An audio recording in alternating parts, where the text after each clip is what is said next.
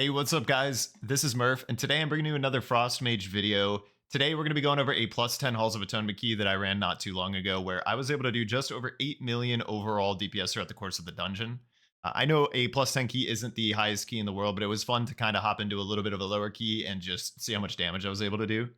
One thing that I want you guys to keep in mind when I'm doing these kind of videos is that I'm doing these groups with pugs, so there's hardly any coordination, there's no communication, but I feel like that's part of the fun of it is, things are prone to go south and you got to figure things out and adapt to that if things do go wrong. But I kind of wanted to just run down a Halls of Atonement key so I can show you guys the bosses and how they work and how we deal with them as a mage, but also give you guys some insight into my rotation and what I'm thinking about throughout the course of the dungeon. So with that said, sit back and enjoy the video. All right, so getting started in this key, as you guys can see, I am currently 708 item level, and I did get lucky enough to get my 4-piece this week. In my two previous videos, we did not have our 4-piece, so I'm going to kind of cover how the 4-piece changes our rotation during the course of this key. As you guys can see, this is my current talent loadout. This is going to be the same one that we ran in the previous video and in my Frost Mage guide. So starting out the key in Halls of Atonement, your tank is going to run ahead and pull both of these Darkblade mobs, preferably get the Houndmaster as well. Luckily, we have a Death Knight, so they're going to be able to pull this mob into the huge AoE pull right here. So I'm going to kick the Obliterator. I'm going to throw out a Frozen Orb, drop Blizzard. I'm going to put down my mirror images, and I'm going to pop all my cooldowns. We're going to stack up our Death Shield all the way up to 15, and we're going to do our burst rotation with Cone of Cold resets. As you guys can see, we're hard casting Glacial Spikes when everything else is on cooldown, and we want to keep Orb and Blizzard on cooldown. When all of those are on cooldown, you can use Shifting Power to help reset. You want to keep kicking and using Supernova to interrupt mobs during this pull. This is a very, very dangerous pull. As you guys can see, our health bars are yo-yoing all over the place, but we're doing some pretty competitive damage. We're keeping up with and or beating a Frost Death Knight. So you can see the superior Frost spec in action. But again, we're just keeping our Frozen Orb down, our Blizzard down, and we are building up to 5 Icicles, and we are using Flurry and applying Winter's Chill before we use Glacial Spikes so that the Pyroblast from our tier set is going to benefit from the Winter's Chill. And again, just Frozen Orbs, Blizzards, and hard casting Frostfire Bolts to generate Flurries when we have downtime, and casting Glacial Spikes when nothing else is available. So moving on from here, unluckily enough, we got a Void Emissary that spawned up here. As you can see, our tank already jumped down, but luckily it's just a 10, so these die pretty quickly. And this is going to be really nice because we're going to be able to go into the next pull with a versatility buff.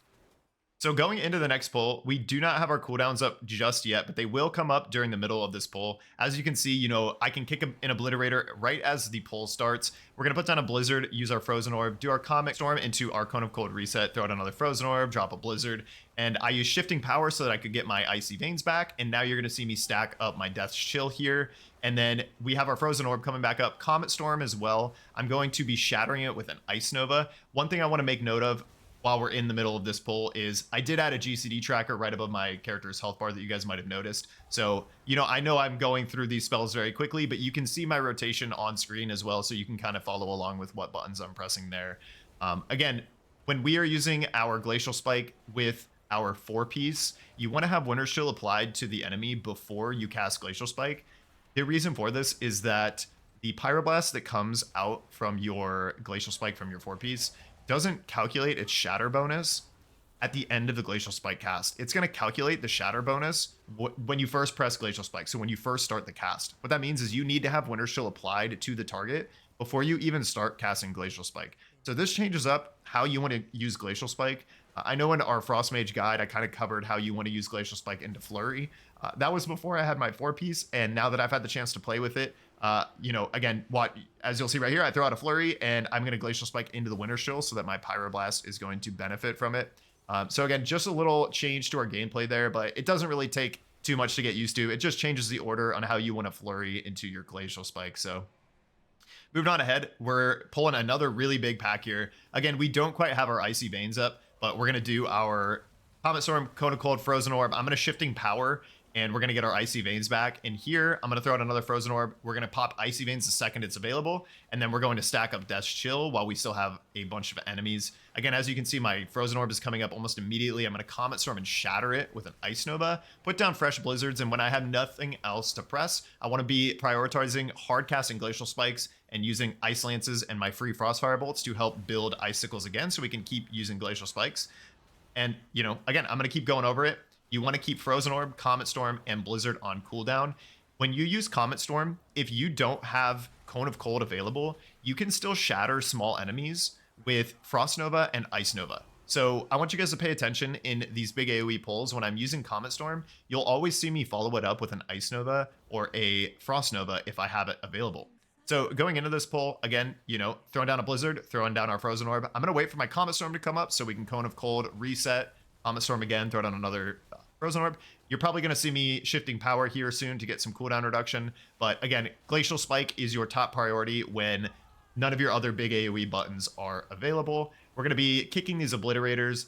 The Bat Slasher mob does a big AoE disrupt. It does some damage and it'll kick you if you're casting. I do believe I get kicked at some point here soon. If not this bat, it was a bat later on in the dungeon. I was listening to some music and I wasn't able to hear my bigwigs alert for the AoE disrupt coming out. So don't be like me. Make sure you guys are paying attention to the cast from the bat. But again, as you can see, I have my Icy Veins coming up, but I'm going to hold on to it for the next pack. I wouldn't want to use my cooldowns here when mobs are dying. It wouldn't be worthwhile. So I'm just going to hold on to them until we move into the next pack of enemies here.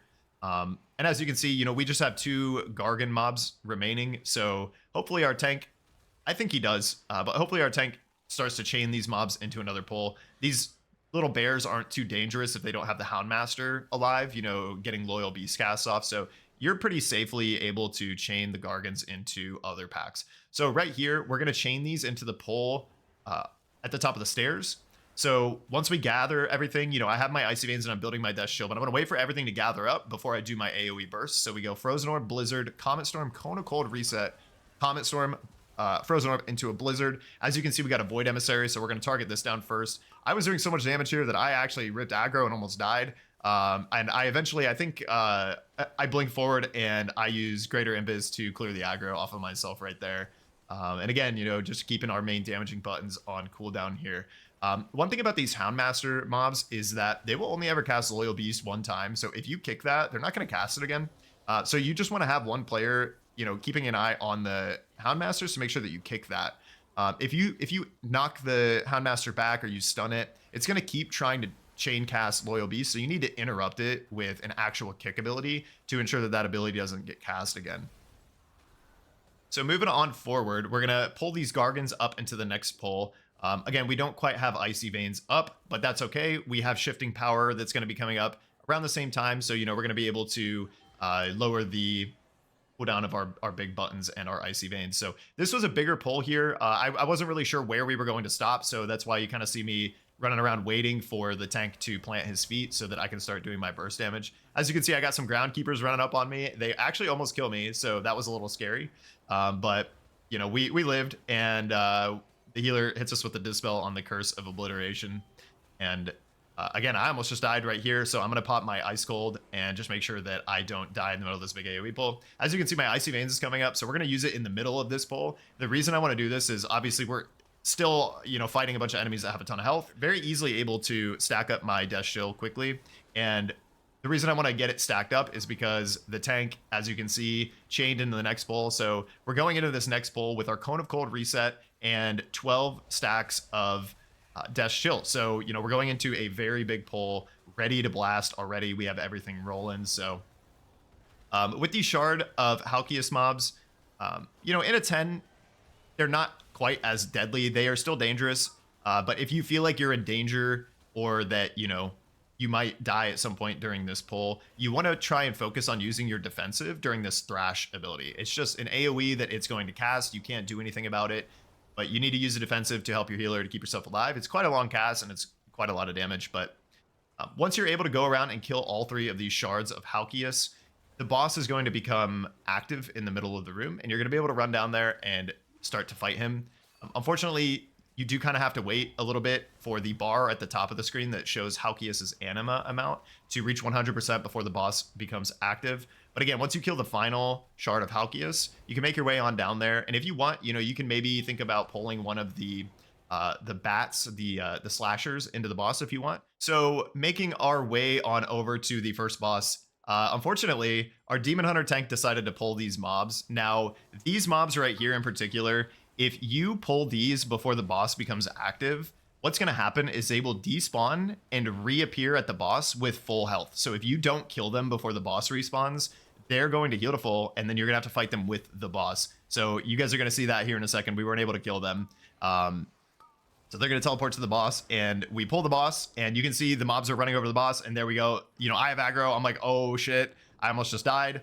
But, you know, luckily our tank was able to pick him up off me. So now we're going to have to fight the boss with these collectors. If you wait for the boss to spawn, he one-shots these mobs, and you don't have to worry about them. I've seen tanks do this multiple times where they'll pull the collectors, and then the collectors reset, and then you have to fight them during the boss fight, which, you know, it's not the end of the world because we get some free, you know, cleave damage. Especially if you have Icy Veins up, you're able to get your Death Shield really quickly. But so let's talk about the actual boss fight here. I know it's very hectic, and we weren't able to place the puddles as cleanly as I would like to.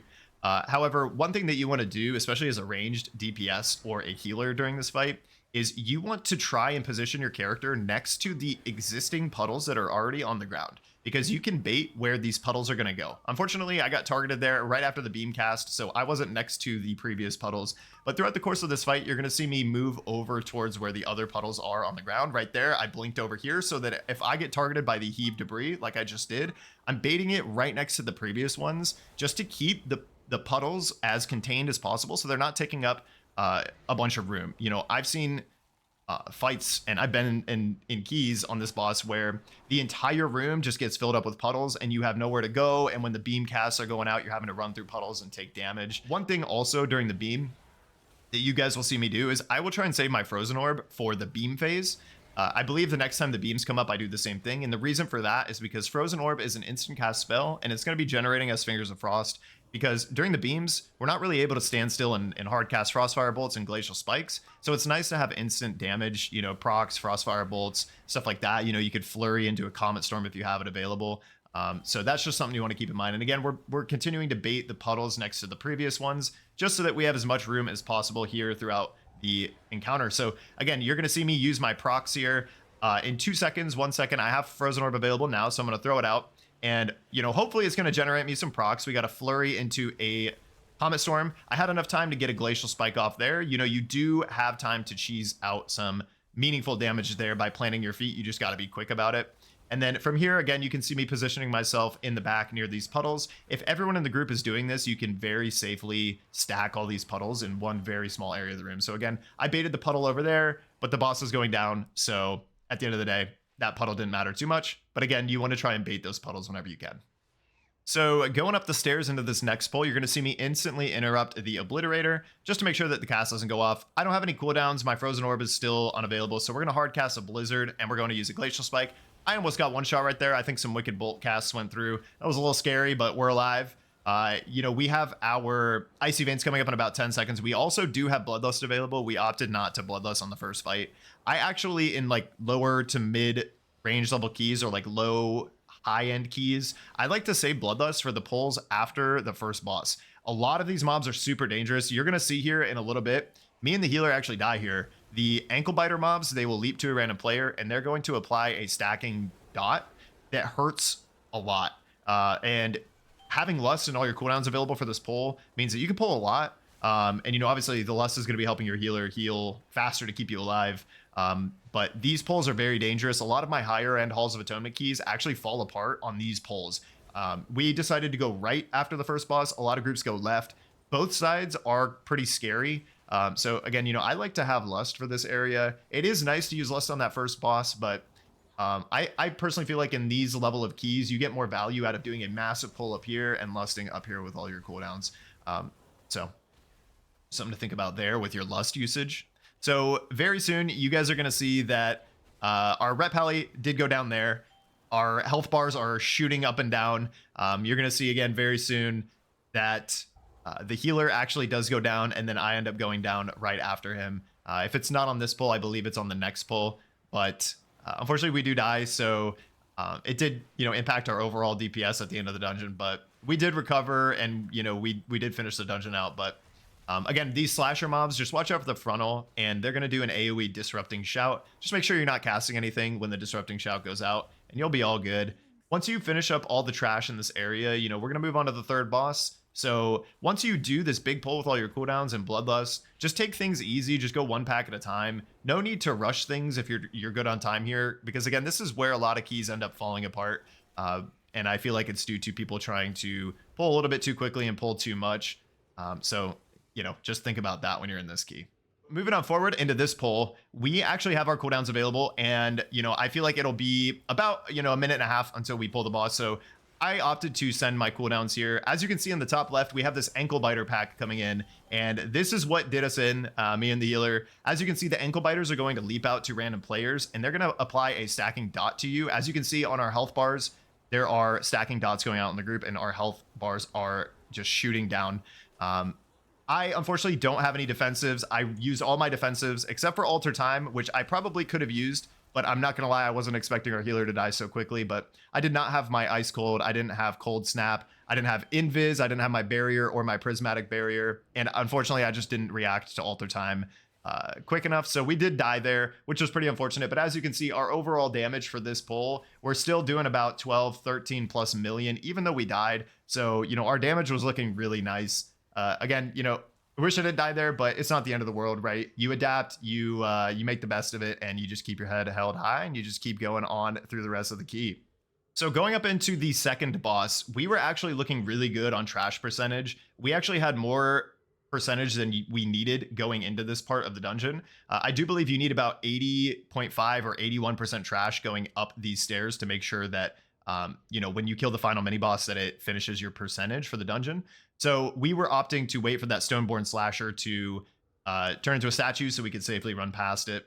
So going into Echelon, so on this fight, there's a couple things we can do as a mage to squeeze out a lot of extra damage here. So I opted to use Icy Veins right off the rip just because I wanted to do as much upfront burst to the boss as possible. But you'll see that I'm holding onto my Frozen Orb, and I'm waiting for all the mobs to stack up because we're going to be able to get a Cone of Cold reset here. Also, we're going to be able to stack up a bunch of Death Chill stacks. So as you can see, I'm up to 13 Death Chill stacks going into the very start of this pull. So we're going to have that rolling into, later parts of this fight.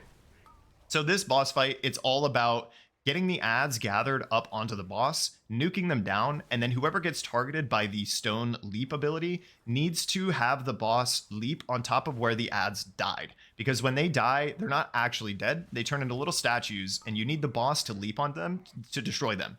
If this doesn't happen, they're going to come back to life, and eventually you're going to get overrun by adds. So as you can see here, our paladin, our rep paladin, gets targeted and he gets stunned, he gets leaped on, and it kills all the previous adds right before the next wave of adds comes out. So you want to try and do that every single time. And now I will say that our run here it was a little sketchy again. We had 2 deaths here, unfortunately, but we do get the battle reses out and we do recover. Again, it did get a little sketchy, but I'll show you guys some cool tech near the very end of the fight that I did as a human with the human racial regarding that stun ability. You are able to get out of it. Just again on this fight, make sure you're dodging the blood on the ground, kicking the adds, trying to group them together. And again, if you're the one who gets targeted by the leap, just make sure you're trying to get as close to as many adds as possible to destroy them. Also keep in mind with the leap, after the boss leaps at you, it's going to put a really, really nasty dot on you. So think about using a defensive there for that. Nearing the end of the fight, I do have my Icy Veins available, but I'm not going to use it because we are going to do a big pull right after the boss, and the boss is almost dead. So, it feels like it would kind of be a waste. Unfortunately, we did have another death there, but it's not the end of the world. The boss is really, really low, so we're just going to keep nuking. Unfortunately, these adds did live a really long time, but it's all good. The boss is going to die soon. One thing that you guys are going to see here is the boss is about to target me with the leap. Now, as a human, we have the human racial to get us out of stuns. So what you're going to see here is I get targeted with the stone shattering leap. I get stunned. And if you guys notice my shift 4 button here on my hotkey, that is my human racial. So when I use that, it's going to break me out of a stun. So what's going to happen here is you're going to see me use my human racial right here to break the stun. And as soon as I see the boss actually leap into the air, I'm going to blink forward and dodge his leap so that I don't get hit. I don't take the dot. Going into this pull, so you can either opt to fight this pull inside of this hallway, or what I like to do and what we did in this group is LOS the mobs outside so that the Houndmasters are forced to group up and run out here. As you can see, we Sigil of Chains them to group everything together. One of the main benefits of pulling the mobs out here is that when you go inside that hallway, if you're someone like me where you play with your camera a little bit more zoomed out, in those tight corridors, your camera is forced closer to your character, and it's kind of awkward. And you know, when you're fighting out in the boss area where we are right now, you know, you're not having to deal with your camera fighting you actively alongside the mobs. So, but as you can see, you know, we are bursting about 14 or 15 million damage in this AoE pull. Again, it's all about keeping your blizzards, your frozen orbs, your comet storms on cooldown, resetting them with Cone of Cold, and in the interim, you want to make sure when you get to 5 icicles that you either already have Winter's Chill applied to the target, or you flurry into a Glacial Spike, and that's going to be your filler. Outside of that, you want to use your Fingers of Frost procs to help generate icicles. If you don't have any Fingers of Frost procs, you want to be hard casting Frostfire bolts to fish for Brain Freeze procs. All right, and going into High Adjudicator Aleez. So this fight, honestly, I think is very, very straightforward. It's a very simple fight, as long as you're not getting hit by the orange circles on the ground. So, you know, I'm just going to do my single target rotation of making sure that I have Winter's Chill applied to the boss before I use Glacial Spike. So as you can see in my spell rotation, I'm always trying to make sure that even if I get to 5 icicles, if I don't have Winter's Chill on the target, I want to use Flurry first, or if I don't have a Flurry available, I want to hardcast Frostfire bolts to fish for a Brain Freeze proc so that I can use Flurry on the boss to ensure that my Glacial and the Pyroblast from our tier set are going to be critting. You know, it is okay to overcap on icicles to ensure that you are getting the shatter effect off on your Pyroblast from your tier set. So this boss, there's going to be perishers that spawn, and they're going to fixate on a random target. All you need to do is make sure that the mob runs into one of these canisters around the room, which is going to basically absorb the mob and cause it to despawn. Those mobs will deal pulsing AoE damage that ramps up the longer they're alive. So you need to make sure, if you're a ranged player, that you are pre-positioning yourself next to one of these canisters here on the ground, just in case you're the one who gets targeted, so you don't have to run around the room trying to find one of the canisters. You want to make note of where they actively are around the room and try and position yourself next to them. Throughout the course of the fight, canisters are going to pop up around the room. So again, just look around and see where they are. And as a mage, you know, if you want, feel free to blink over next to one so that you're already in position if you're the one who gets targeted by the Perisher. Another thing with the boss, make sure you're interrupting it. And with the red circles around you, just, you know, if you feel like you're about to die, use a defensive, and hopefully your healer is going to dispel you. These giant orange circles, they're very lethal, so just make sure you're moving out of that, and it's just rinse and repeat for the whole rest of this fight. Okay, and with High Adjudicator Aleez defeated, what you can opt to do in here, if your group wants to, is if you have Bloodlust available, you can Bloodlust in this room to try and nuke down Inquisitor Sigar as fast as possible. What you want to do is LOS him around this wall and tank him where we currently have him, because when the boss does Dark Communion, he's going to summon a bunch of little Shaw-looking mobs that are going to run at you, and they're going to fixate on players, and you want to AoE them down, but you want to mainly focus on nuking the boss down as fast as possible. On higher level keys, you know, if you aren't comfortable with lusting here, or you don't think you have enough single target damage to kill him, you might need to go around and kill all the tarnished soul mobs in the room, because what he's going to do is every now and then he is going to drain life from the souls to heal himself, and that can extend the time that you're in this room heavily. So as you can see right there, he just healed up quite a bit, but it's not a big deal because, again, we have our cooldowns, we have Bloodlust rolling, so before he's able to get his next heal cast off, we're going to be able to get him down and be able to move into the final boss. Now, going into Lord Chamberlain, honestly, I feel like this is one of the easier fights in this entire dungeon pool this season. As long as you're dodging the statues and making note of where all of the statues are in the room, if you see the red arrow pointing towards you as a mage, we can just blink away from it. So, you know, it's very easy to dodge all the statues and the frontals as a mage. So again, you just want to do your single target rotation here and do as much damage to the boss that you possibly can. These red circles, again, you can just blink right out of them. It's not a big deal. As a mage, again, I feel like this is probably one of, if not the easiest fights in all of these dungeons. Once you get the boss down to around 66% health, he is going to activate all of the statues and pull them to him in the middle of the room. Make sure you do not get hit by these statues. They will knock you back. They will do an incredible amount of damage.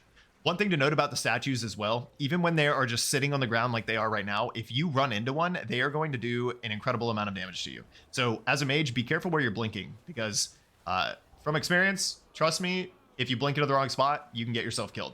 So during this little intermission phase, the boss is going to channel a beam on all 4 of these statues that, if you aren't intercepting the beam, is going to radiate crazy AoE damage. So you need to have one player soaking all 4 or each of the beams. You need one player for each of the beams.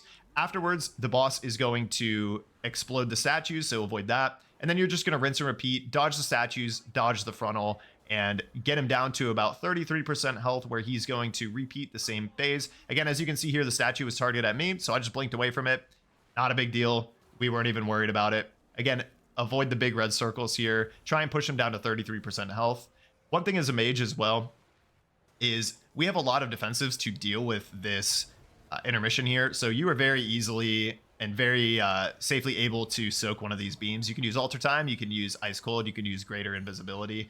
Just to reduce the damage, as you can see right there, I use Greater Invis, and I'm taking 60% reduced damage for at least a couple of hits from this Ritual of Woe. Again, as soon as it's over, you need to make sure you get out. I actually just took an incredible amount of damage there, luckily didn't die. But we have our Icy Veins coming up, so we're going to activate that, and we are just going to finish off the boss, nuking him down as hard as possible. Again, dodge the statues and dodge the frontals. And with Lord Chamberlain going down and the dungeon finishing up, as you guys can see down on the damage meter in the bottom right, we finished with just over 8 million overall DPS throughout the course of this entire dungeon. Now, I know this was a little bit of a lower level key, but it was fun to kind of hop into a lower one just to kind of see what my character was capable of.